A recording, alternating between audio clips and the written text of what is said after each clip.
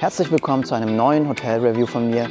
Wir sind heute im Greco Hotel Casa Moron in La Copeta. Viel Spaß!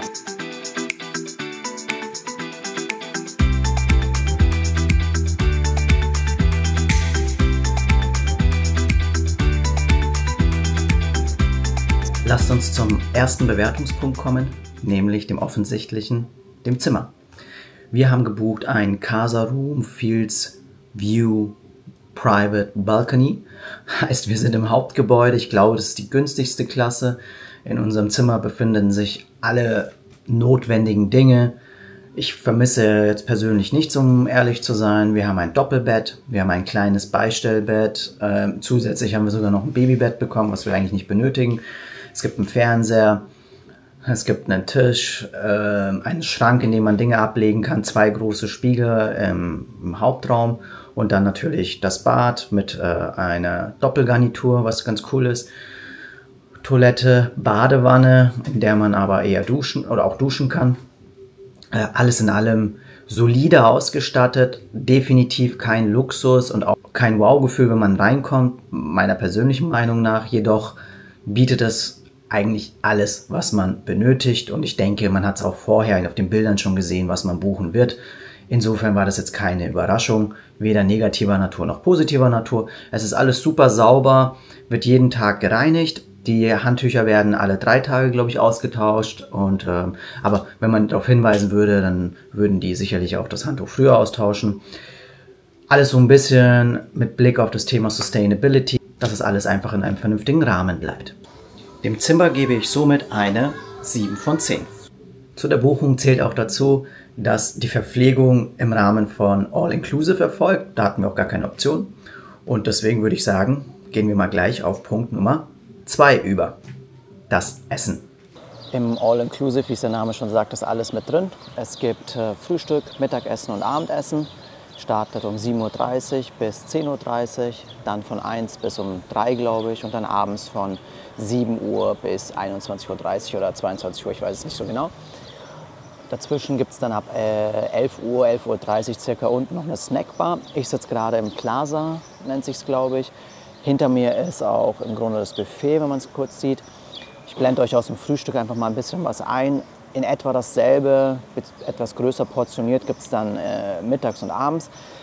Zu den Zeiten wollte ich jetzt nicht filmen, weil einfach deutlich mehr los ist und dann sind eventuell Kinder drauf. Und ja, muss ja nicht unbedingt sein, dass fremde Menschen damit draufkommen, die nicht ihre Einwilligung dazu erklärt haben. Zur Qualität der Speisen, die Auswahl ist eigentlich sehr gut. Es schmeckt eigentlich auch alles sehr gut. Wie immer gibt es warme Gerichte, es gibt kalte Gerichte, Salate, es gibt Pasta.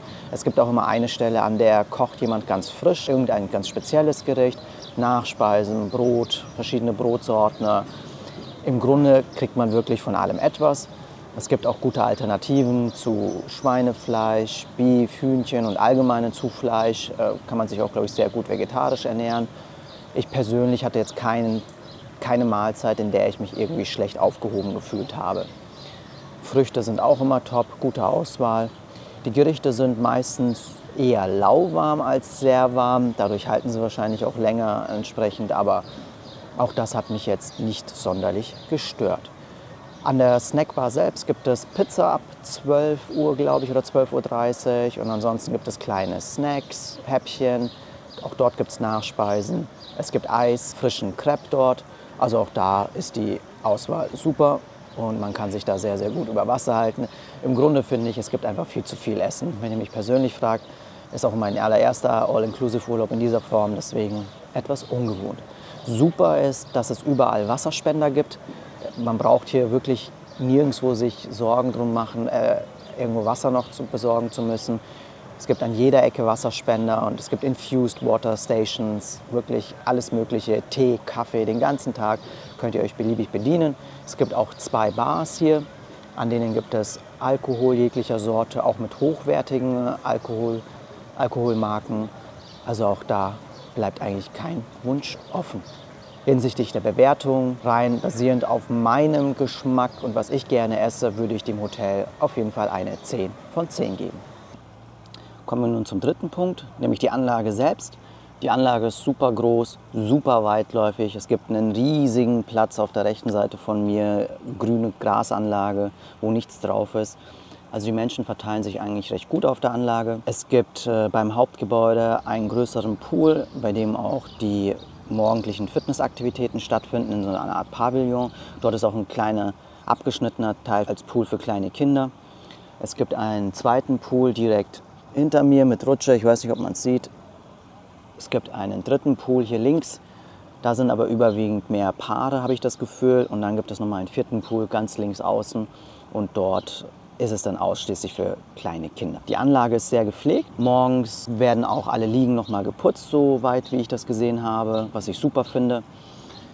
Es gibt hier auch nicht diesen üblichen Kampf um die Liegen an den Pools, da es wie gesagt 4 Pools gibt. Das finde ich auch super, das entspannt die ganze Situation nochmal.